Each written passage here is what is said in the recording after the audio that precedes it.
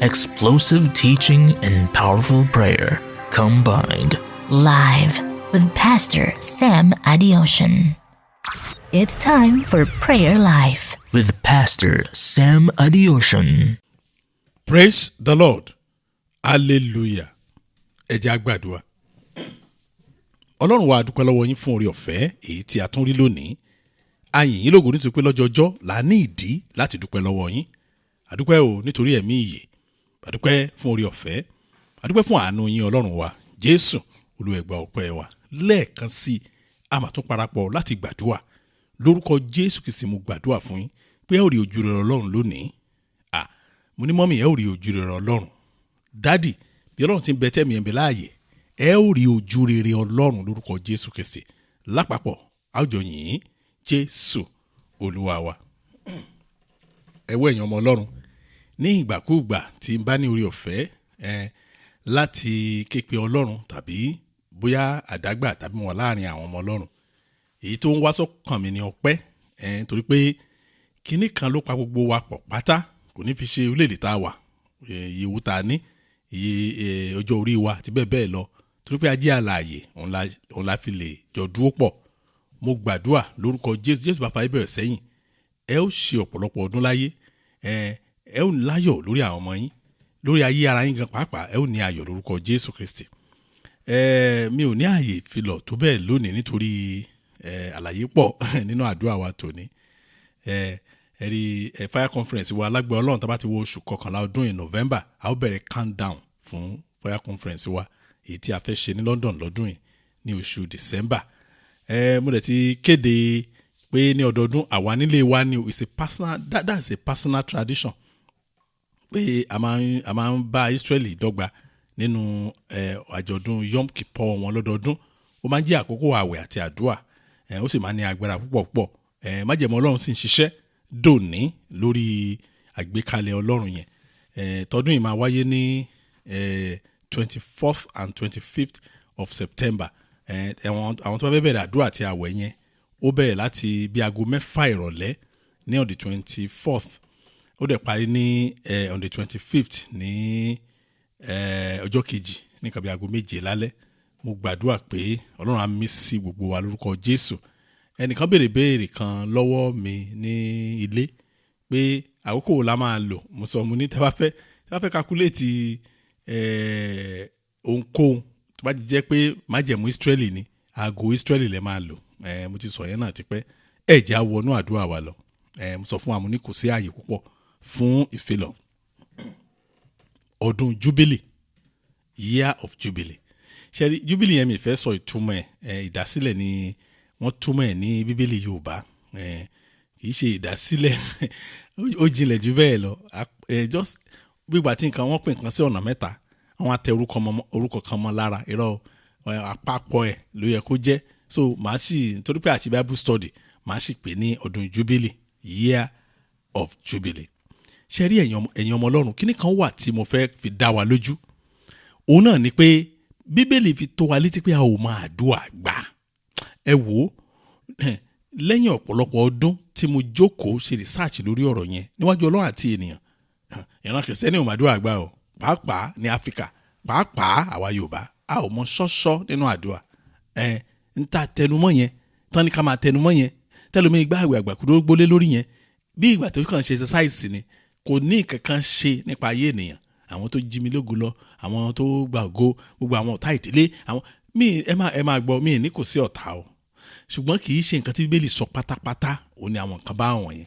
Ẹ̀rí tán bá ti mọ ẹsẹ̀ kan nínú Bíbélì tàbí kan mú sẹ́ńtẹ̀nsì kan nínú váàsì kan wọ́n wá tẹnumọ́ wọ́n wá yíyí níbi tí ìran wòlíì kò sí àwọn èèyàn àṣègbè kí ni mistake wo ni Yorùbá Bible translate síbẹ̀ yẹn yóò tán àwọn èèyàn máa wá ìran kiri ẹ̀sà bàbá kílẹ̀ rí sí mi tí Bíbélì sì ń sọ kọ́ yẹn rárá in fact ó jìnnà pátápátá sí nǹkan tí Bíbélì ń sọ ń bẹ̀ yẹn. Àwọn nǹkan bá àwọn yẹn ni mo mìíràn fi gbà pẹ̀lú Ọlọ́run pé a ò mọ nǹkan kan gbà nínú àdúrà. Ẹ wò tá a bá wọ inú Bíbélì dáadáa èèyàn lórí verse kan èèyàn fẹ́ mú 1000 prayer points jáde ńbẹ̀ torí gbogbo ìgbà tó bá kà Ọlọ́run á máa ṣí wa lójú sí nǹkan tuntun. Ẹ rí nítorí ẹ̀ ni ó máa ń fà á tó jẹ́ pé tí mi bá tí ì rí Bíbélì ọ̀ tí mi bá tí ì ní ẹ̀ka ẹsẹ̀ báyìí nínú Bíbélì mi ì tí ì pè àdúrà. Now ní àwọn ọjọ́ kan sẹ́yìn àwọn onímọ̀ mi kan bèèrè lọ́wọ́ mi pé ẹ dákun àwọn kan máa ń gbọ́ ojú wọn gbọ́ orí ṣọ́ọ̀ṣì kan Jubilee pé kí ló ń jẹ́ bẹ́ẹ̀ wọ́n ní kí ni ìṣe pàtàkì ẹ̀ gan ní Israeli mo pariwo lọ mo níṣẹ́ rí ìbéèrè tẹ́ ẹ béèrè yẹn mà ó jẹ́ ìkan nínú àwọn àjọ̀dún Israeli tó ní agbára gan mo ní Ọlọ́run ló dẹ̀ dálẹ̀ pẹ̀ tòfin ní Israeli nínú Bíbélì mo wá ní tẹ́yìn náà bá wẹ̀yìn mọ́ lẹ́rìí pé number 7 nọ́mbà Bíbélì ó ní ìtumọ̀ náà ṣùgbọ́n number 7 ó ní ìtumọ̀ tó yàtọ̀ fún àpẹẹrẹ ọjọ́ keje gbogbo àmọ̀ pé ọjọ́ Sabbath nìyẹn èyí tí Ọlọ́run fi sinmi tó sì kànkàn nípa fún àwọn Israeli pé títí ayérayé kàn máa fi ọjọ́ náà sinmi ẹ̀rí pé Ọlọ́run fúnra rẹ̀ ṣiṣẹ́ fún ọjọ́ 6 pàtó ọjọ́ keje ń kọ́ sọ pé Ọlọ́run sì sinmi náà fi pè ní Sabbath. Now tẹ́ bá tún wá mú tẹ́ bá ṣe Sabbath lọ ọjọ́ kìíní ẹ jẹ́ kí n dúró díẹ̀ náà kí n sáré sọ kíní kan bẹ̀ ṣẹ́rí mo ṣe bá yín sọ̀rọ̀ yìí mo sì máa ń mo gbà pẹ̀lú research pé Sunday jẹ́ ọjọ́ ìjọsìn ṣùgbọ́n a máa ń ṣe mistake a máa ń pè ní ọjọ́ ìsinmi náà ọjọ́ ìjọsìn ní Sunday kìí ṣe ọjọ́ ìsinmi Saturday ní ọjọ́ ìsinmi Saturday tá a máa lọ pàtí yẹn o gangan ló yẹ kó jẹ́ ìsinmi gangan ló yẹ ká hànà gangan Sunday yẹn ní ọjọ́ ìjọsìn ta ló ń jọ́sìn fún Ọlọ́run yẹn ìyẹn fà tá a fi ń lọ church ṣùgbọ́n Saturday ní ọjọ́ Sabbath yẹn gangan tó bọ́ sí now ẹ jẹ́ ká fi yẹn lẹ̀ ọdún keje ní Israeli òun náà pè ní Shemitah ṣẹ́rí ọdún keje ní Israeli yẹn ọdún ìsinmi náà ló ná ọdún keje every 7 years ní Israeli nílé sọ̀rọ̀ lé lórí torí pé kì í ṣe ìdojúkọ wa nìyẹn ṣùgbọ́n ṣe tún wá rí tọ́mà ti wá ṣe ọdún méje tí ọdún méje yẹn bá ti wọ number 7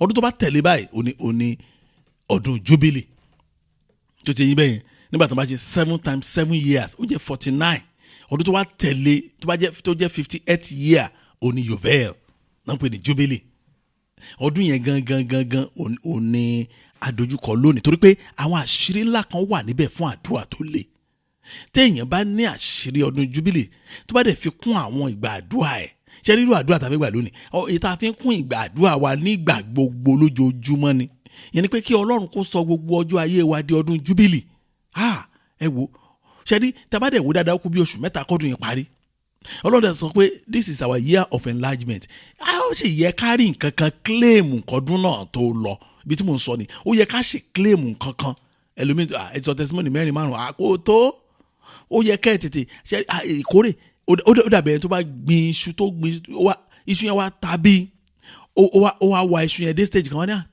mo ti wá iṣu jù ẹjọ́ ẹjẹ́ fi okú lẹ́kọ̀ọ́ bàjẹ́ ṣé ó ṣeé ṣe mo jẹ́rìí àgbẹ̀ àwọn àgbẹ̀ tòótọ́ wọ́n máa wà kanlẹ̀ ni wọ́n fẹ́ rí the best of that harvest ní tí mo ní ká ṣe gangan nìyẹn ẹ̀rí ìbéèrè àbẹ̀yẹn gan ládẹ̀ tí máa wọnú àdúrà wa lọ.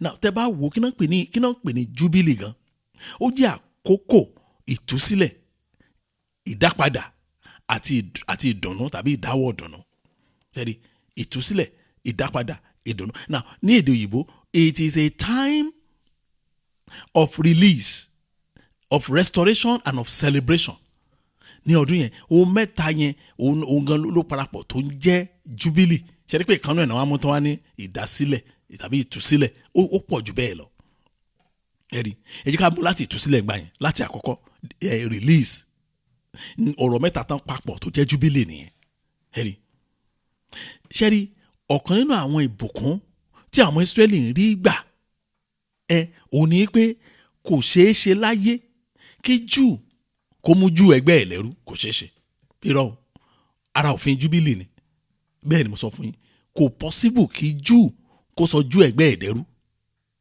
na kí ni ibo mo ń lọ bẹ̀ ẹ jẹ́ ká kọ́ ẹ̀ka Bíbélì náà Leviticus chapter 25 verse 39 to 40 Leviticus chapter 25 verse 39 to verse 40 Bíbélì sọ pé ó ní bí arákùnrin yín kan bá tálákà débi pé ó ta ara rẹ̀ fún ọ bí ẹrú má ṣe lò ó bí ẹrú ó ní jẹ́ kí ó wà lọ́dọ̀ rẹ bí alágbàṣe tàbí àlejò láàrin yín kí ó má ṣiṣẹ́ sìn ọ́ títí di ọdún ìdásílẹ̀.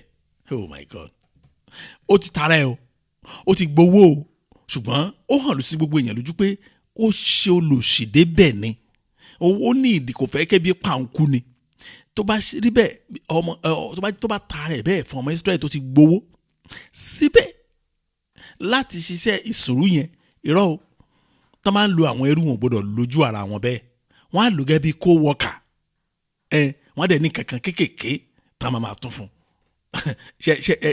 ṣe rí privilege ńlá bẹ́yẹn wọ́n tó bá ti wá di ọdún Jubilee wọ́n á túlẹ̀ a máa lọ oh my God so mo máa ń sọ fún àwọn kìrìsìtẹ́nì pé taboo ni èèwọ̀ ni kẹ́nikẹ́ni láàrin yín kó mú yín sìn bóyá pásítọ̀ kan ni bóyá wòlíì kan ni bóyá ẹ wà nígboyà mọ́ láti dáhùn ọ̀rọ̀ torí pé ẹ bìlí pé ẹnìkan máa pa yín èèwọ̀ ni ẹ̀yin kan taboo gan lẹ́yìn tọwọ́ bọ̀ gan fúnra yín òun gan fúnra ẹ̀ tọwọ́ bọ̀ taboo ẹ̀yin gan jọ̀yìn láti tọwọ́ bọ̀ taboo tó túmọ̀ sí nìyẹn kò ṣẹlẹ̀ sí mi rí irọ́ kò ṣẹlẹ̀ sí mi rí ẹ̀yọ́ kéèyàn ẹgbẹ́ mi mú mi sìn nígbà tí mò ń gbé lábẹ́ Jubilee gbogbo ọdún láyé mi ọdún Jubilee ni èmi ò gbàgbọ́ bẹ́ẹ̀ ntó níyẹn tó ní lọ́wọ́ tèmi ò níyẹn tó fi ń lámi lójú yẹn ni wàá mú dání kó wá òbíyá ibi àti ẹ̀pà mi kú mi ò gbàgbọ́ sí a sọ fún Ọlọ́run Jésù Olúwa gbogbo agbára tápà mi ò ká ẹ pàdé ogun Ọlọ́run lórúkọ Jésù oh Lord all domineering powers in my life encounter the battle of God in Jesus name all domineering power ìtòrí ẹ̀ mo ṣe lo èdè Yorùbá tó lé yẹn pé gbogbo agbára tápà mi ò ká àwọn agbára kan wà tápà wa ò ká bóyá wọ́n jẹ́ ọ̀gá sí wa níbi iṣẹ́ wọ́n dẹ̀ ti tẹ orí wa bá fún àìmọye ọdún bóyá wọ́n ní nǹkan kan jù wá lọ apá yín ò ká wọn nìyẹn á sọ fún Ọlọ́run nípa tá àti nípa tẹ̀mí gbogbo agbára tápà mi ò ká lónìí ẹ pàdé ogun Ọlọ́run ẹ jẹ́ a gbàdúrà ní orúkọ Jésù Ọlọ́run ayérayé mo gbàdúrà gbogbo agbára tápà mi ò ká ó yẹ pàdé ogun Ọlọ́run ó yẹ pàdé ogun Ọlọ́run gbogbo agbára tápà mi ò ká ó yẹ pàdé ogun Ọlọ́run ní orúkọ Jésù Kristi gbogbo agbára tápà àwọn ọmọ mi ò ká ó yẹ pàdé ogun Ọlọ́run gbogbo agbára tí apá aya mi ò ká ó yẹ pàdé ogun Ọlọ́run gbogbo agbára tí apá ọkọ mi ò ká ó yẹ pàdé ogun Ọlọ́run gbogbo agbára tí ìdílé mi ò ká ó yá pàdé Ọlọ́run ẹ pàdé ogun Ọlọ́run ẹ pàdé ogun Ọlọ́run gbogbo agbára tápà mi ò ká ó yẹ pàdé ogun Ọlọ́run kí n lè ní ìsinmi gbọ́ àdúrà Jésù Kristi Olúwa wa mo ti sọ̀rọ̀ yìí rí tó bá ṣe ń gbàdúrà yẹn ni mo kàn rántí pé Ọlọ́run mo máa dúpẹ́ o fún orí ọ̀fẹ́ tèmi o èmi máa ń dúpẹ́ fún gbogbo nǹkan ni ní chọ́ọ̀chì yẹn lọ́hùn mo wọ ilé founder àti general overseer wọn bàbá yẹn ni founder àwọn dẹ̀ ní general overseer true ìyàwó wọn wọn ṣe invite nípa ẹ̀ẹ́dẹ̀ máa bọ̀ nínú ìjọ wa Ọlọ́run tábìlà ń bẹ́ẹ̀ ó wù mí kẹ́ bá wa ṣiṣẹ́ pọ̀ ó dẹ̀ èmi náà dẹ̀ ti ń gbàdúrà pé mo fẹ́ kú tí máa ṣe graduation tán báyìí mo ṣe ordination báyìí mo fẹ́ kú níjọ yẹn torí àwọn kan tí mo rí làdúrà bá gbà ó di yẹyẹyẹyẹ ní mo bá lọ mo bá wọlé wọn náà ṣí géètì fún mi wọ́n ṣe mí dáadáa mo ṣe wọ ìbá mo fẹ́ jókòó bá wọn ní mo ní àyà mi tẹ̀ já mo rò bóyá nǹkan wà lórí ṣíyà tí mo fẹ́ gbèdìlé ni mo bá fò dìde padà para tẹ́nìkan máa sọ̀rọ̀ ó ní wò kí n jókòó bá bàbá sọ̀rọ̀ máa wùjọ ẹ̀ mú ní bàbá wò òun náà ṣọ́ọ̀kì bẹ́ẹ̀ mi náà ṣe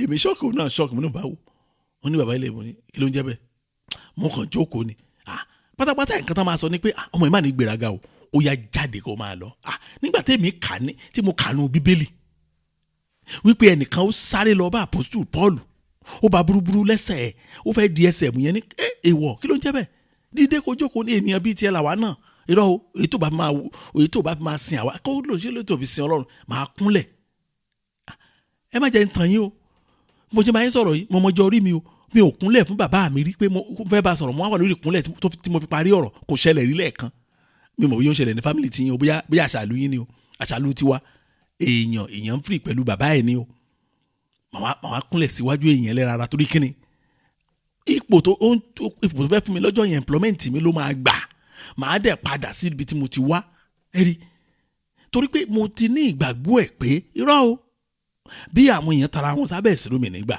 nítorí ẹ̀kẹ́yìn náà ṣe ní ẹbẹ̀ ṣe ń gbàdúrà ẹ sọ fún Ọlọ́run ẹ dákun mo bẹ̀ yín torí ìbẹ̀rẹ̀ oríire nìyẹn ìbẹ̀rẹ̀ victory nìyẹn ìṣẹ́gun tẹ́ ẹ bá fẹ́ ní ìṣẹ́gun láyé ibi tó ti ń bẹ̀rẹ̀ nìyẹn nítorí pé mò ń gbé nínú ọdún Jubilee tèmi mo gba òmìnira ní ìhà gbogbo ní orúkọ Jésù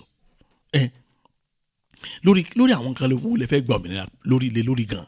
Ṣé àìsàn ni, ṣé gbèsè ni, ṣé ẹ̀mí òkùnkùn ni, ṣé àlákàlà ni, ṣé ìbẹ̀rù ni? Ibi tó ti ń lọ nìyẹn o. Nígbà tí ẹ bá dẹ̀ ń sọ fún yín pé láàrin ẹgbẹ́, láàrin ọgbà tán dẹ̀ mú yín sìn bí ẹrú, bóyá níbi iṣẹ́ nítorí pé ọ̀gá kan ti wà níbì kan, ó wá jẹ́ ọ̀gá, ó wá ní níbi iṣẹ́ tèmi ó gbọ́dọ̀ lọ máa fọṣọ, then your work description kò sùn ẹ́ di alágbàfọ̀, yẹ kó sọ pé rárá o, èmi ò fọ, irọ́ o pátápátá àní kò fi iṣẹ́ ẹ lẹ̀ ṣùgbọ́n ò ní ṣẹ́rú, tó bá dẹ̀ ṣẹ́rú Ọlọ́run á fún ẹ níṣẹ́ ọmọ, àgbàṣẹ́ ẹrú dànù. Because I live under my own year of Jubilee, I receive my freedom on all fronts in Jesus' name. Then you begin to mention it to the Lord. I receive my freedom from sickness, from the power of darkness, from nightmare, from fear, from debt. Tó bá jẹ́ tí ń bẹ̀lẹ̀ máa lọ. Jésù Olúwa. Nítorí mo ti ń gbé nínú ọdún Jubilee tèmi, mo gba òmìnira ní ìhà gbogbo ní orúkọ Jésù. Mo gba òmìnira lọ́wọ́ àìsàn, mo gba òmìnira lọ́wọ́ gbèsè, mo gba òmìnira lọ́wọ́ àlákàlà, mo gba òmìnira lọ́wọ́ ìbẹ̀rù, mo gba òmìnira lọ́wọ́ ẹgbẹ́ òkùnkùn. Ẹ jẹ́ á gbàdúrà ní orúkọ Jésù, ní orúkọ Jésù. Ọlọ́run ayérayé, mo gbàdúrà nítorí pé mo ti ń gbé ní abẹ́ ọdún Jubilee tèmi. Èmi máa ti ń gbé ní Jubilee lọ nìyẹn lórúkọ Jésù Kristi. Nítorí náà mo gba òmìnira ní ìhà gbogbo, mo gba òmìnira ní ọ̀nà gbogbo, mo gba òmìnira lókè lódò, nílé àti lódò, jádò lórúkọ Jésù. Mo gba òmìnira, mo gba òmìnira, mo gba òmìnira. Ẹ máa dárúkọ àwọn ọ̀nà tí ẹ fẹ́ ti gba òmìnira. Ẹni tó bá jẹ́ àìsàn ni, ẹ dojúkọ àìsàn yẹn o, ká ẹ sọ pẹ̀lú ìgboyà wípé ẹ ti gba òmìnira. Ẹ ṣẹ̀rú àìsàn mọ́, ẹ náwó àìsàn mọ́. Ẹ máa sọ bẹ́ẹ̀ fún Ọlọ́run, ẹ máa sọ bẹ́ẹ̀ fún Ọlọ́run. Ẹ gbàdúrà, ẹ má mà dákẹ́. Mo gba òmìnira lọ́wọ́ ìbẹ̀rù, mo gba òmìnira lọ́wọ́ àwọn ẹ̀mí òkùnkùn, mo gba òmìnira lọ́wọ́ iṣẹ́ èṣù, mo gba òmìnira lọ́wọ́ ẹ̀ṣẹ̀. Tó bá pẹ́ ẹ̀ṣẹ̀ ni, bẹ́ẹ̀ ṣe máa bẹ̀rẹ̀ sí gbà nìyẹn. Èyí tó bá jẹ́ ti yín bẹ̀ kẹ́ ẹ máa pín. Mo gba òmìnira lọ́wọ́ àìsàn o, ó yẹ máa sọ fún Ọlọ́run bẹ́ẹ̀, ó yẹ máa sọ fún Ọlọ́run bẹ́ẹ̀. Ẹ má dákẹ́, ẹ má gbàdúrà, gbọ́ àdúrà. Jésù Kristi Olúwa wa. Ẹ jẹ́ ká darí àdúrà yẹn padà sórí àwọn ọmọ wa. Mo sọ fún wa, mo ní bàbá gbàdúrà 7 fúnra wa, ẹ jẹ́ á gba 10 fáwọn ọmọ, tàbá gba 7 fúnra wa, tàbá gba 10 fáwọn ọmọ wa. Èmi ò rí púpọ̀ jù. In fact, èmi tí mo bá ń sọ̀rọ̀ yìí, double prayer ni o. Bí mo ṣe mẹ́nu kan tèmi, àwọn ọmọ máa sọ tiwọn lẹ́ẹ̀mejì. Ẹ rí, sọ fún Ọlọ́run. Jésù Olúwa, ẹ kó àwọn ọmọ mi sínú ọdún Jubilee tiwọn. Lónìí wọ́n gba ìtúsílẹ̀ ní ìhà gbogbo lórúkọ Jésù. Ṣé mọ̀ pé àwọn ohun tó di àwọn ọmọ, àwọn ọ̀dọ́ òsìn ó pọ̀ gan, bí àìgbọràn sí òbí, bí ògùn olóró, bí ọtí mímu, bí àgbèrè, àwọn nǹkan tó so mọ́ àwọn ọmọ òde òní nìyẹn o. Torí ẹni àdúrà tí wọ́n ṣe yàtọ̀ sí tiwa. Oh Lord, gather all my children into their year of Jubilee today. They receive deliverance on all fronts in Jesus' name. Deliverance from the rebellion, deliverance from disobedience to their parents, deliverance from drugs, from alcohol, from fornication. Àwọn nǹkan tí ẹ máa dárú, you will be mentioning those things that confronts today's youth, and you will see how God will deliver them. Jésù Olúwa, ẹ kó àwọn ọmọ mi sínú ọdún Jubilee tiwọn lónìí. Wọ́n gba ìtúsílẹ̀ ní ìhà gbogbo ní orúkọ Jésù Kristi. Ìtúsílẹ̀ àti òmìnira lọ́wọ́ ìgbọràn sí òbí, òmìnira lọ́wọ́ ẹ̀mí ìpáǹle, òmìnira lọ́wọ́ ògùn olóró àti bẹ́ẹ̀ bẹ́ẹ̀ lọ. Ìtúwájẹ́ táwọn ọmọ yẹn bẹ̀ sí mu, ẹ jẹ́ á gbàdúrà bẹ́ẹ̀ ní orúkọ Jésù, ní orúkọ Jésù. Ọlọ́run ayérayé o, Olúwa ẹ kó àwọn ọmọ mi sábẹ́ ọdún Jubilee tiwọn báyìí lónìí lórúkọ Jésù Kristi. Àwọn ọmọ mi wọ́n gba ìtúsílẹ̀ o, àwọn ọmọ mi gba òmìnira o, wọ́n gba ìtúsílẹ̀, wọ́n gba òmìnira, wọ́n gba ìtúsílẹ̀, wọ́n gba òmìnira ní orúkọ Jésù. Àwọn ọmọ mi gba òmìnira kúrò lọ́wọ́ àìsàn, àwọn ọmọ mi gba òmìnira kúrò lọ́wọ́ backsliding, àwọn ọmọ mi gba òmìnira kúrò lọ́wọ́ àìgbọràn. Bẹ́ẹ̀ ṣe máa mú ní kọ̀ọ̀kan ni mò ń gbà yẹn. Ẹ̀yin náà gbàdúrà fún àwọn ọmọ yín. Ẹ tiẹ̀ gbàdúrà fún àwọn ọmọ yín wò. Ẹ fi frustration lẹ̀, ẹ fi pé màá má ṣépè fún yín, ẹ fi pé lẹ̀, ẹ ti ṣépè ní àìmọye ìgbà. Ó yẹ bẹ̀rẹ̀ sí gbà ládùúrà báyìí. Ẹ má sọ ẹ wo àdúrà gbọdọ̀ sú yín o. Torí jọ́ tẹ́ ti kẹ́ tó bí àwọn ọmọ yín lẹ́bàá ti ń gbàdúrà fún wọn.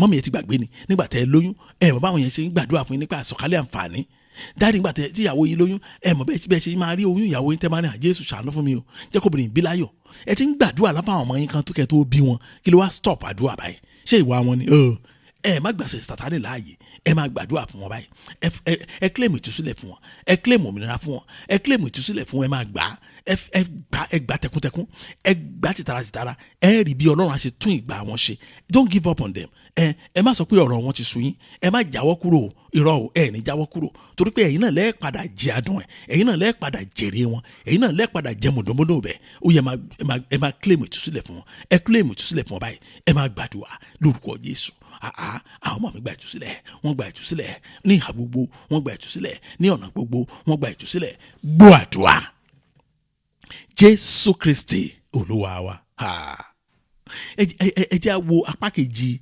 Jubilee tá a pè ní ìdápadà restoration bóyá ó bàjẹ́ bóyá wọ́n jí lọ wọ́n á restore wọ́n restore Ọlọ́run mi o yẹn ni pé ohun tí Ọlọ́run ti kọ mọ́ yín tó lẹ́yìn lẹ́ní títí ayérayé á dẹ̀ jẹ́ tiyín tàbá wá rí èyí tó jẹ́ pé kíni wọ́n ti mú lọ wọ́n ti jí lọ wọ́n ti bàjẹ́ Ọlọ́run ló wà á restore á sọ́dọ̀tun tàbá tẹ̀síwájú níbi tá a kà dé lẹ́ẹ̀kan yẹn Leviticus chapter 25 ẹ̀rí tàbá wo verse 41 ó tún sọ̀rọ̀ kan níbẹ̀ ó ní nígbà náà ni kí o yọ̀ǹda òun àti àwọn ọmọ rẹ̀ kí wọ́n padà sí ìdílé wọn àti sí ilẹ̀ ìní bàbá wọn àwọn tí wọ́n tara wọn lẹ́rú lẹ́ẹ̀kan nìyẹn wọ́n ní kó yọ̀ǹda àsìkò tó láti gba ìyọ̀ǹda oh my God sọ fún Ọlọ́run gbogbo agbára tó ń bẹ nínú ayé ẹ yọ̀ǹda mi kí n lè padà sí ilẹ̀ ìní mi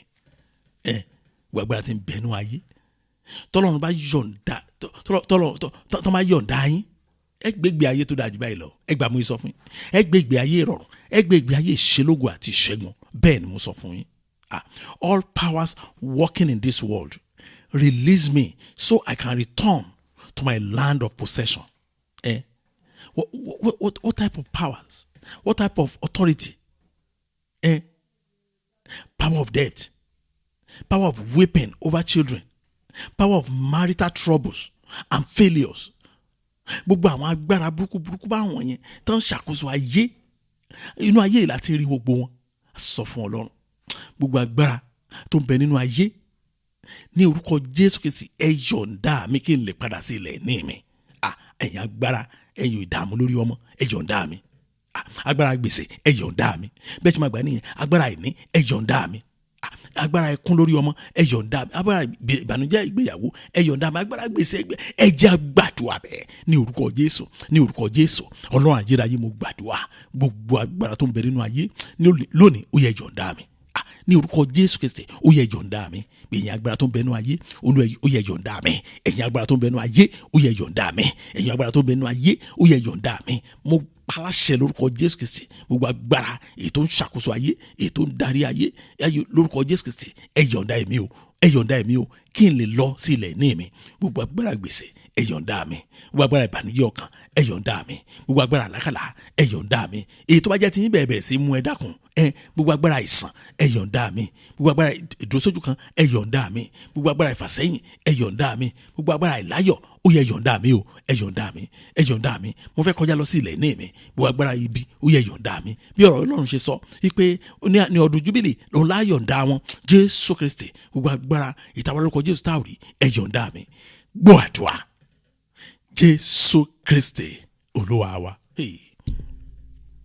ẹ wò nìkan bí ọ̀sẹ̀ díẹ̀ sẹ́yìn àwọn dádì kan ni wọ́n wá sọ fún mi pé wọ́n ní Pastor Sam wọ́n ní ọ̀gá àwọn obìnrin ni níbi iṣẹ́ ẹ̀ tó jẹ́ ọ̀gá àwọn obìnrin ni wọ́n ṣùgbọ́n obìnrin yìí Jésébẹ́lì bẹ́tà ẹ̀ káwọn wọ́n káwọn máa ṣiṣẹ́ ní abẹ́ Jésébẹ́lì wọ́n náà prefer ẹ̀ mo ní sẹ́yìn mọ́ Mrs. Jésébẹ́lì ni wọ́n láwọn ọmọ ìtàwọn kànú Bíbélì kò lé tó obìnrin tá à ń sọ ẹ̀ wọ́n ní kó yẹn dẹ́ hate yẹn débi pé kó wá sọ fún yẹn pé ó ṣẹ́ o iṣẹ́ ẹ̀ dá o ṣùgbọ́n mo hate àwọn black bí mo ṣe ń wù ẹ́ yìí báyìí ó lè fẹjọ́ mi sùn ó lè lọ sẹ́ni ìwúyà o màá sọ lẹ́ni ìwúyà ó pé ó lè lẹ́yìn blacks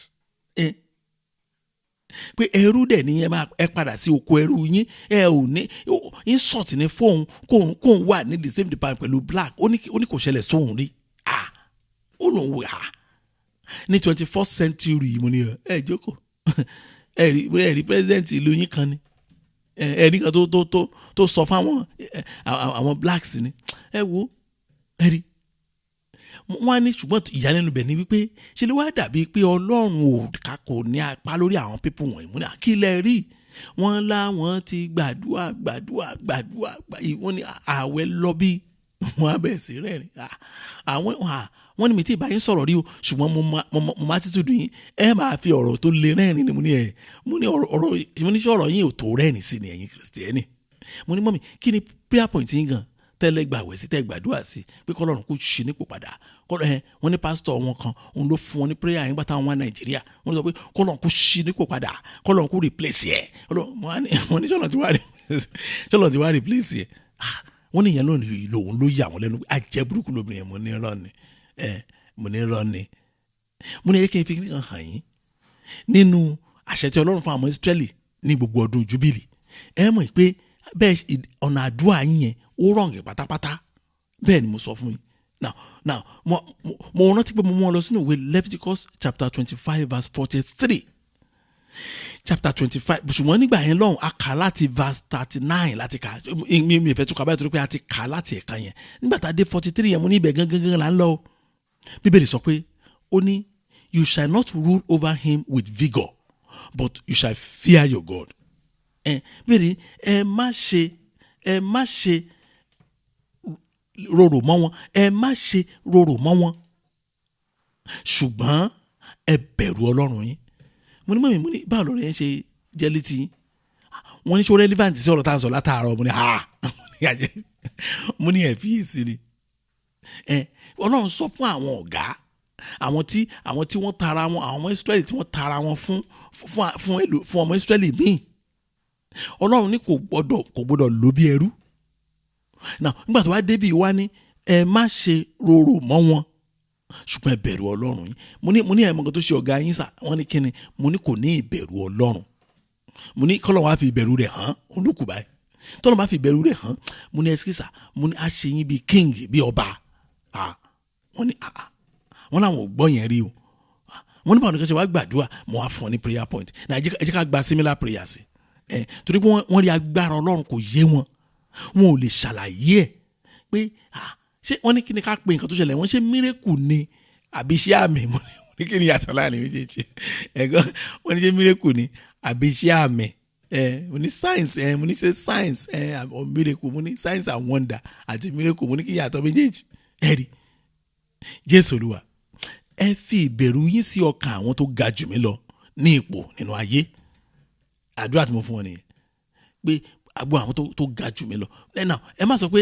ọ̀gá yín o pé kọ́lọ́run kò fi ìbẹ̀rù Ọlọ́run sínú ọ̀gá yín irọ́ o ìdí tẹ̀ tí mo sọ pé kò appropriate ni pé àwọn kan wà níbi iṣẹ́ bóyá máa ní experience kan tó mò ń sọ yìí mo ti rírú ẹ̀ rí wọ́n wà ní ibi iṣẹ́ wọn ò ní ipò jù yín lọ rárá ṣùgbọ́n wọ́n láṣẹ jù yín lọ níbi iṣẹ́ yẹn wọn ò nípò ẹlòmíì gan wà tó yẹ pé wọn ò nípò tó yín níbi iṣẹ́ junior lẹni yẹn jẹ́ ṣùgbọ́n torí pé ẹni tó jẹ́ junior yín yẹn ó súnmọ́ àwọn tòkè alẹ́nu jù yín lọ níbi iṣẹ́ yẹn tẹ́ ẹ̀ bá ṣọ́ra yín tí ẹ̀ mo sọ pé kẹ́ ẹ lo èdè yẹn pé Jésù Olúwa kọ́lọ́run kó fi ìbẹ̀rù Ọlọ́run kó fi sí ọkàn àwọn tó ga jù ẹ wá rí i pé ọ̀tá máa dọ̀rẹ́ bó tẹ̀ jẹ́ ọ̀tá yín á fi ọ̀wọ̀ yín fún yín ẹ̀tọ́ yín kò ní fi dùn yín torí pé ìbẹ̀rù máa wọnú ayé Ọlọ́run mi ní àkókò bá fún yín ní àwọn èrè tó ní agbára. Oh Lord, place your fear in the heart of those who are higher than me in position in this world. I'm not talking about your boss. There are some people that they might not be your boss, but they have a say over you because they are closer to the top. Ẹ sọ fún Ọlọ́run nìyẹn. Jésù Olúwa, ẹ fi ìbẹ̀rù yín sí ọkàn àwọn tó ga jù mí lọ ní ipò nínú ayé. Gbogbo àwọn èèyàn tó lẹ́nu jù mí lọ ní ibi iṣẹ́. Olúwa ẹ fi ìbẹ̀rù ọkàn yín, ẹ fi ìbẹ̀rù yín sí wọn lọ́kàn. Ẹyọ kí lè rí tèmi ṣe ẹ jẹ́ á gbàdúrà ní orúkọ Jésù Ọlọ́run ayérayé mo gbàdúrà Olúwa ẹ fi ìbẹ̀rù yín sí ọkàn àwọn tó ga jù mí lọ ní ipò nínú ayé yìí lórúkọ Jésù Kristi kí n lè rí tèmi ṣe kí n lè rí ọ̀nà lọ lórúkọ Jésù Kristi ìbẹ̀rù yín Olúwa fi sí ọkàn àwọn tó ga jù mí lọ nínú ipò níbi iṣẹ́ bàbá Olúwa ṣàánú fún mi ìbẹ̀rù yín fi sí wọn lọ́kàn ìbẹ̀rù yín fi sí wọn lọ́kàn kí wọ́n lè fún mi láyé tèmi ni kí wọ́n lè fún mi ní ìgbéga tèmi kí wọ́n lè fún mi ní ẹ̀tọ́ mi lórúkọ Jésù Kristi kí wọ́n má bàa lè dì mí lọ́nà kí n lè máa ṣiṣẹ́ mi láì ní ogun kankan nínú lórúkọ Jésù Kristi ìbẹ̀rù Ọlọ́run ó wọnú àwọn tó nípò jù mí lọ nínú ayé yìí ìbẹ̀rù Ọlọ́run ó wọnú àwọn tó nípò jù mí lọ níbi iṣẹ́ mi ní orúkọ Jésù Olúwa ṣàánú fún mi kí ìbẹ̀rù yín kó máa ṣiṣẹ́ nínú ọkàn àwọn tó ní ipò jù mí lọ níbi iṣẹ́ Olúwa jẹ́ kí n rí ojú rere jẹ́ n rí ojú rere yín jẹ́ n rí ojú rere yín bá jẹ́ n rí kí n lè rọ́nà lọ kí n lè gbé ìgbé ayé ìsinmi kí n lè rí ìbùkún ètò tọ́ sí mi Olúwa ṣàánú fún mi Olúwa ṣàánú fún mi gbọ́ àdúrà Jésù Kristi Olúwa wa ẹ má jẹ́ ń tàn yín àwọn dáàdì yìí wọ́n rí ìyanu tó ní agbára o ìyanu yẹn sọ sọdẹ níbi pé àwọn gan ò fẹ́ mọ̀ nǹkan tó ṣẹlẹ̀ kò fẹ́ yé wọn ẹ gbọ́ lẹ́ni tó sọ adúrú ọ̀rọ̀ bàtàbàtà yẹn pé òun kórìíra àwọn dúdú wọ́n dẹ̀ lọ fún kíní wọ́n náà ṣe ọlídé kan mi ìrántí ẹ̀ mọ́ táìmù ọlídé yẹn ṣé ọlídé kan ó jọ ọlídé ṣọ́ọ̀ṣì God bless you ma Thanksgiving ó jọ ọlídé ẹ má bínú èmi náà ní ọjọ́ àwọn èèyàn rẹ̀ ni ó jọ ọlídé ṣọ́ọ̀ṣì tòótọ́ Thanksgiving wọ́n máa lọ ọlídé mà ní wọ́n dẹ̀ padà wá sí ibi iṣẹ́ bọ́n ṣe ń débi iṣẹ́ báyìí òun lẹ́nìkan sọ pé ọ̀gá ó máa ti bèrè ẹbí ẹ̀ méjì ó lóun fẹ́ rí ẹ wọ́n láyà àwọn ti já pé iṣẹ́ tán wọ́n láwọn ní wọ́n ti fi kọ́ wọn nǹkan jáde yẹn sọ wọ́n ní ẹ̀sà ti fi kọ́ wa tíṣẹ́ kan bá di bí Ọlọ́run ṣètò kankan ní ṣùgbọ́n ọjọ́ wọn ní inú wọn dùn Ọlọ́run bá ń ṣètò ó yẹ kó ṣètò ẹ̀tọ́ ó ló yẹ kó ṣètò ẹ̀tọ́ kó tó gbà kan lọ́wọ́ wọn wá rẹ̀ wọ́n ní ewúrẹ́ tó ń sọ ìbá wọ́n gbà táwọn ọ́fíìsì wọn bá wọn ní sit down ó ń kọ̀wé lọ́wọ́ ní sit down ó dẹ̀ kọ̀wé ó ṣàǹkọ́ pàtó yẹ kọ̀wé yẹn tán ó dẹ̀ fi lé wọn lọ́wọ́ ní sack letter ló ń gbà pé wọn ò tẹ̀ táìpù sack letter tí wọ́n jẹ́ náà fọwọ́ kọ́ ló wá fún ó ní nǹkan tó ń kọ yìí ó ní kó lọ wo ní preamble ni kó lọ wo àwọn nǹkan tó kọ ó fẹ́ kọ report láti bẹ̀rẹ̀ dópin ó wá ń ṣàlàyé bí ìbàtọ́ pé wọn ò jàrí àwọn ṣàwọn wò wá kí ló ń ṣẹlẹ̀ bí pé àwọn ó tún kúrò lórí àgẹ́ ó tún wá síbi tán jókòó sí ó wá ń fọwọ́ kàn ṣó gẹ́ẹ̀tì àwọn handwriting mi báyìí àwòlò gẹ́ẹ̀tì àbí kò ní kí secretary wọn lọ táìpù nínú àwọn àṣẹ oníṣòwò ní kò kọ́ proposal yẹn kò kọ́ kó pé so kó wá fi hàn òun ó ní kó máa tètè lọ́kùn lọ ṣe àwọn ṣàṣe iṣẹ́ yẹn ó wà lára iṣẹ́ tó yẹ kán máa ṣe o ṣùgbọ́n torí pé kò tiẹ̀ rédí àwọn blacks ó lóun ò tiẹ̀ fẹ́ bá wọn ní ó ní sọ́ọ̀tì ní fáyé òun láti ti wà níbì kan náà pẹ̀lú wọn abẹ́rẹ́ táwọn tí ò ṣerú ẹ̀ rí wọ́n láwọn kọ proposal ẹ̀bí ẹni máa kú wọ́n ní kí àwọn ti padà nígbà tó máa fi padà láti lunch báyìí wọ́n parí ẹ̀ wọ́n print out wọn lọ kó fún wọn wọ́n lóbìnrin yẹn ká báyìí wow akademi kan ní wow alẹ́bí kan fọwọ́ gbá tébù abúzẹ́ni á ní wow nígbà tó yá ọ sọ pé ó ní I owe you don't worry I owe you something I owe you something kẹ́ wọ́n ló ṣàyà wọ́n lẹ́nu wọ́n ní by the time tí wọ́n máa fi tán máa sọ pé wọ́n kò níṣẹ́ lọ́jọ́ yẹn ó wá dàbí day one tán ṣe ìbẹ̀rẹ̀ iṣẹ́ tuntun bí wàá rí táyà níbi iṣẹ́ tẹ́lẹ̀ wọ́n á bọ́ sí iṣẹ́ tuntun tí wọ́n mo ṣe ń sọ fún wa pé tá a bá màdúrà gbà bí ó kọjá mírèkù ó tọ́tún àmì ẹ̀nẹ̀ bí dáàdi yẹn ṣe sọ ó máa kọjá mírèkù létí wa a máa ṣe ha 10 years later á padà rántí á ṣe ha bẹ́ẹ̀ ni mo sọ fún yín á tún ọdún ẹ̀yìn gbà gbogbo àwọn tó ga jù mí lọ ní ipò ní ibi iṣẹ́ mi gbogbo àwọn tó ga jù mí lọ ní ipò ní ìrìn àjò ayé mi Jésù ló ẹ fi ìbẹ̀rù yín sí wọn nínú ẹ̀yin gbà bẹ́ẹ̀ torí pé tí èyí bá wà lábẹ́ ọ̀gá tó rorò kò ní ìbẹ̀rù Ọlọ́run mọ́ ni òun ló tó bá ní ìbẹ̀rù Ọlọ́run Ọlọ́run á fi fíìmù hàn ìlú àbá Oh Lord, place your fear in the hearts of those who are higher than me in position in my place of work.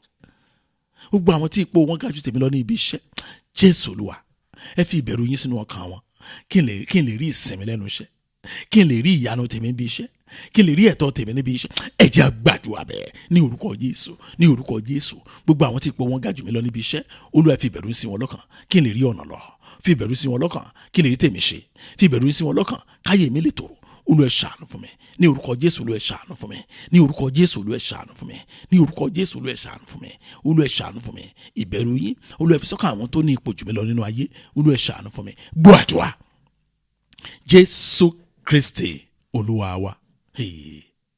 Ẹ̀já bọ́ sí ipa kẹta ìtumọ̀ Jubilee. Òun náà ní ìdùnnú tàbí ká pè ní ìdáwọ́ ìdùnnú.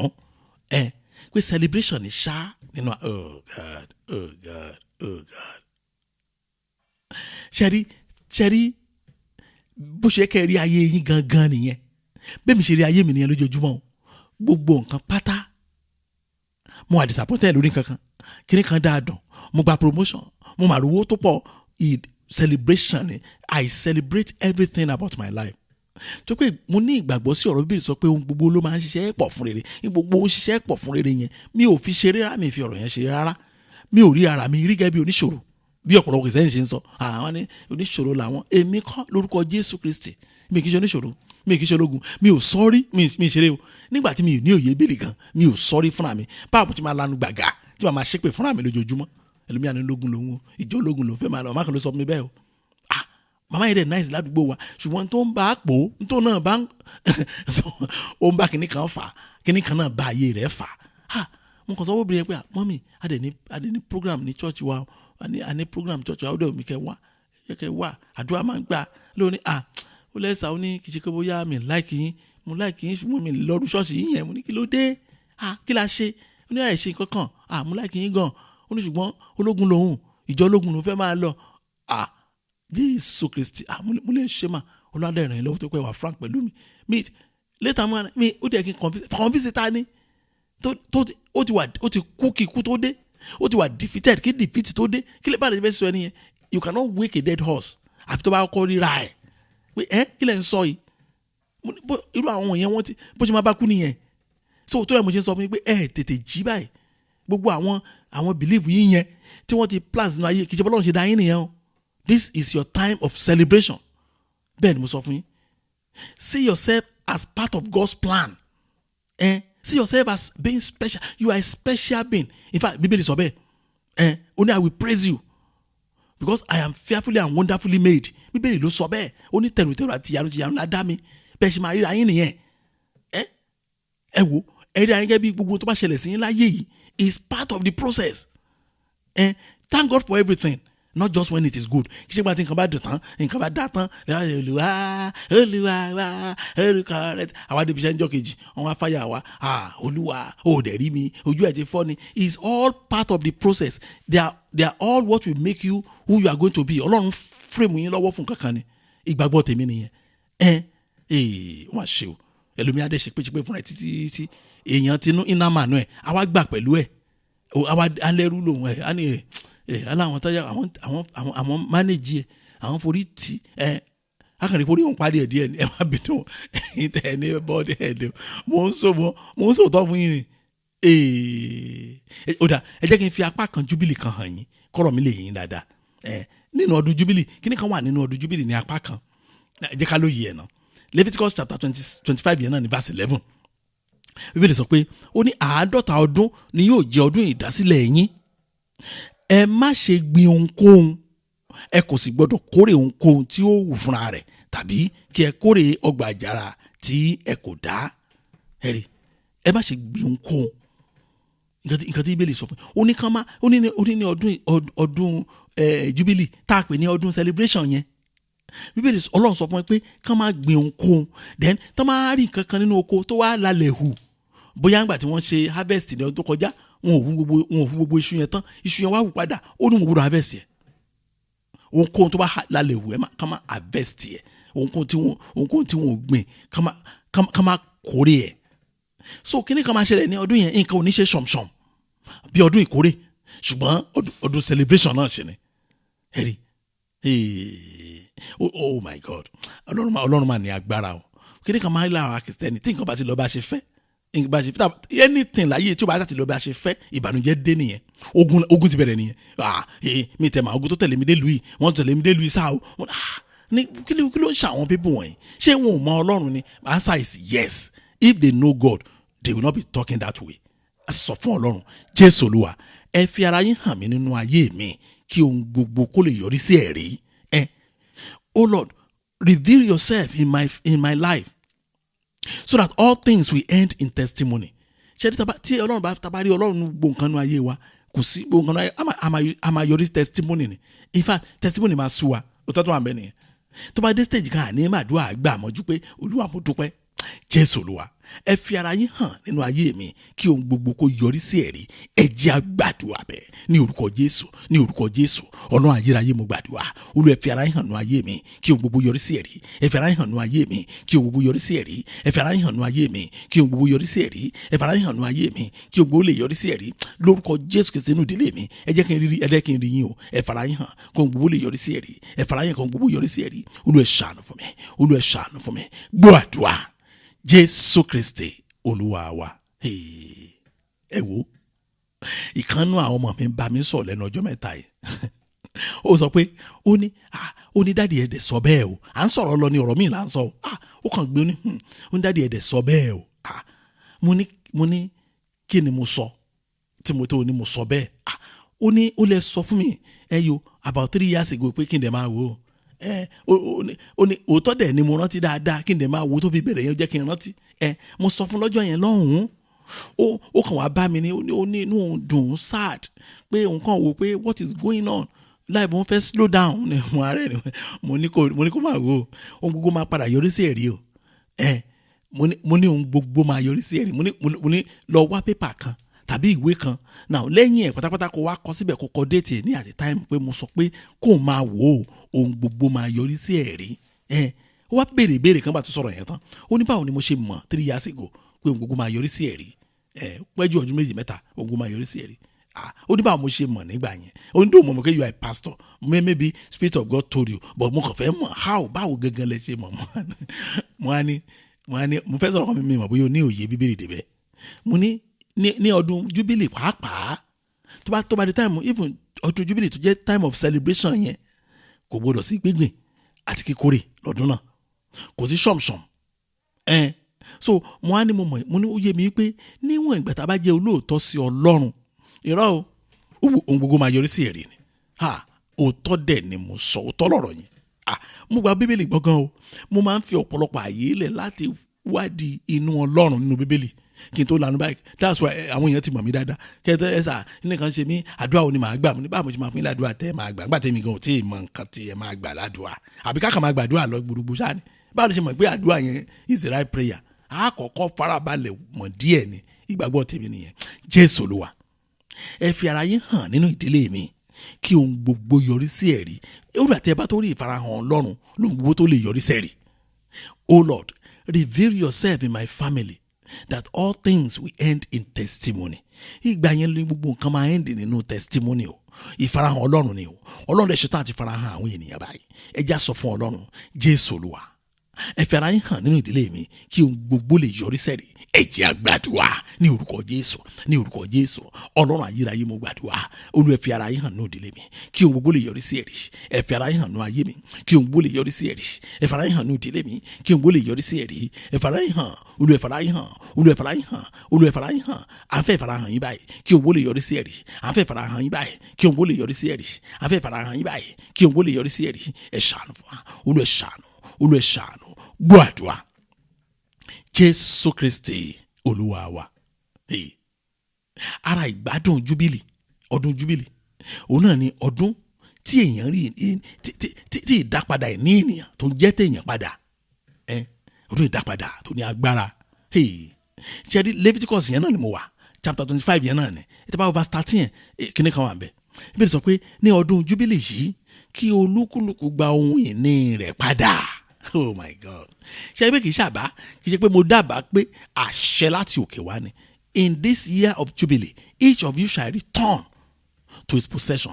Ó máa gba ohun ìní ẹ̀ padà. Àwọn ẹ̀tọ́ yẹn àkókò yìí láti gbà padà mọ́ mi. Àwọn ìgbéga yín ibi iṣẹ́ yẹn àkókò ní láti gbà padà. Àwọn ìbùkún yín àwọn tá a ti jí lọ nípa tẹ̀mí ẹ̀yọ́ àsìkò yín láti gbà padà. Jésù Olúwa ohunkóhun tí a ti jí mọ́ mi lára nípa tara nípa tẹ̀mí ẹ dá padà. Oh God àkókò Jubilee mi ni ẹ dá padà. Oh Lord, whatever has been stolen from me physically or spiritually, are returned. Jẹ́rí tí a bá gba àdúrà yìí, tá a bá gbà bó ṣe yẹ, mo sọ fún àwọn oníkíṣẹ́ àdúrà tá à ń gbà lẹ́ẹ̀kan, àdúrà àgbà yípo, àdúrà àgbà léraléra ni, kọ́lọ́n kó sọ gbogbo ọdún láyé yín di ọdún Jubilee yín. Jésù Olúwa, ohunkóhun tí a ti jí mọ́ mi lára nípa tara, ohunkóhun tí a ti jí mọ́ mi lára nípa tẹ̀mí, ẹ dá padà. Ẹ jẹ́ a gbàdúrà ní orúkọ Jésù, ní orúkọ Jésù. Ọlọ́run ayérayé mo gbàdúrà, ohunkóhun tí a ti jí mọ́ mi lára nípa tara, ẹ dá padà. Ohunkóhun tí a jí mọ́ mi lára nípa tẹ̀mí, ẹ dá padà, ẹ dá padà, ẹ dá padà, ẹ dá padà, ẹ dá padà. Ohunkóhun tí a jí mọ́ mi lára nípa tara, ẹ dá padà. Nípa tẹ̀mí, ẹ dá padà.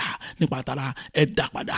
Ohunkóhun tí a jí mọ́ mi lára nípa tẹ̀mí, ẹ dá padà. Ẹ wo ẹ gbàdúrà fún ọmọ yín o. Tó bá ti jí àwọn ọmọ yín lọ, kì í ṣe pé wọ́n jí wọn physically o, wọ́n ti jí wọn ọmọ yín lára spiritually. Ẹ sọ fọ́lọ́run kọ́lọ́run kó gbà padà fún yín. Ohunkóhun tọ́lọ́run bá tá a ti jí mọ́ mi lára, ẹ dá padà. Gbọ́ àdúrà.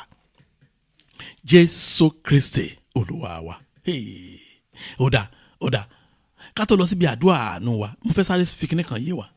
Bóyá bá ṣe ń gbàdúrà látàárọ̀ yìí, ẹ̀yọ́ lómi lè máa sọ pé torí mo ti gbọ́ rí pé ọdún Jubilee kẹ́ that's Old Testament rituals. It's not mo wá ní yé ayé mi o. Èmi náà ọ̀rọ̀ ń yà mí lẹ́nu kì í ṣe kékeré.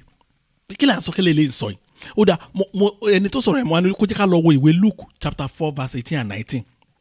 Pé Jésù sọ̀rọ̀ kan nígbà kan. Oh my God. Ọ̀rọ̀ tí Jésù sọ yẹn ọ̀rọ̀ àṣẹ ni.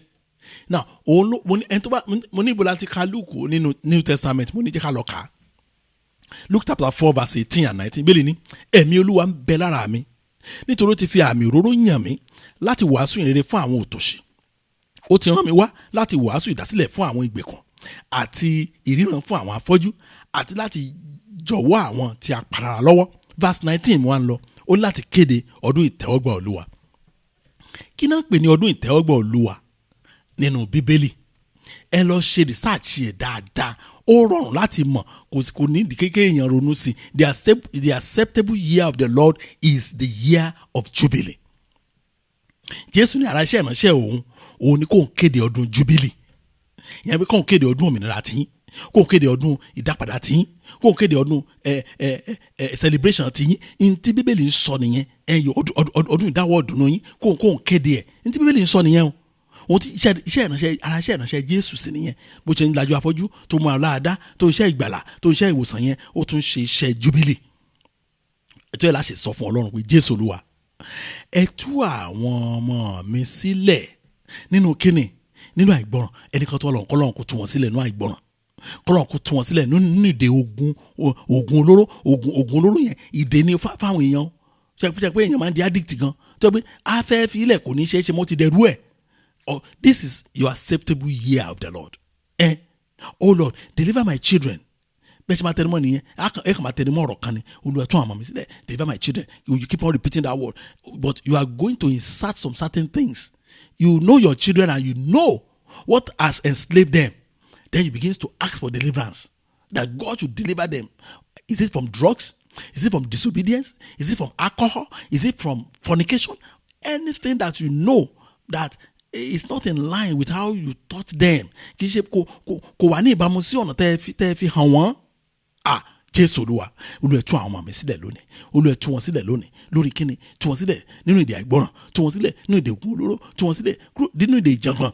Tú wọn sílẹ̀ nínú ìdè ìjínigbé. Àwọn nǹkan bá àwọn ẹlẹ́mọ̀ máa mẹ́sàn-án. Ẹ má dúró, ó yẹ bẹ̀ sí gbàdúrà bẹ́ẹ̀ ní orúkọ Jésù. Ní orúkọ Jésù.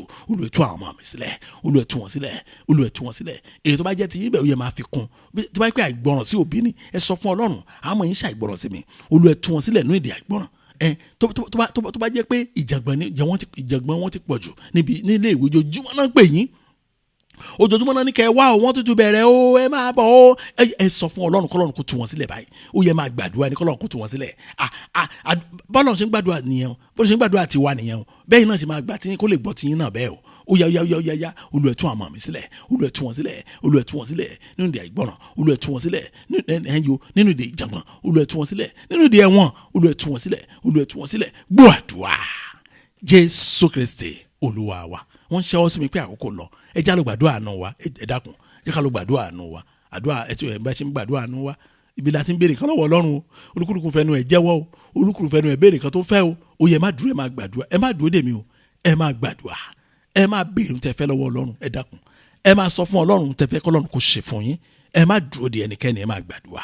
Ó yẹ má gbàdúrà. Ó yẹ má gbàdúrà. a kàn máa ń change posture wa ni n tó yàtọ̀ gan nìyẹn bóyá kúnlẹ̀ látàárọ̀ ayọ̀ àwa dìde báyìí láti jókòó tàbí ká nàró bóyá àárín kiri látàárọ̀ ni àsìkò ní láti jókòó tàbí ká kúnlẹ̀ tàbí ká dọ̀bálẹ̀ ká ṣáà change posture wa ẹ máa béèrè ẹ máa ṣìpẹ̀ ẹ máa gbàdúrà ẹ má dúró de ẹnikẹ́ni mo bẹ̀ yín ẹ má dúró de ẹnikẹ́ni ẹ máa tẹ̀síwájú àdúrà ó yẹ máa gbàdúrà Jésù Kristi olùẹ̀ dáhùn fàánú dáhùn jẹ́ kí ẹ̀rí pọ̀ fi àánú dáhùn jẹ́ kí ẹ̀rí pọ̀ fi àánú dáhùn jẹ́ kí ẹ̀rí pọ̀ fi àánú dáhùn jẹ́ kí ẹ̀rí pọ̀ olùẹ̀ ṣàánú wa Jésù olùẹ̀ ṣàánú wa Jésù jẹ́ ká rí ọ olùẹ̀ jẹ́ ká rí ọ olùẹ̀ ẹ máa gbàdúrà ẹ dákun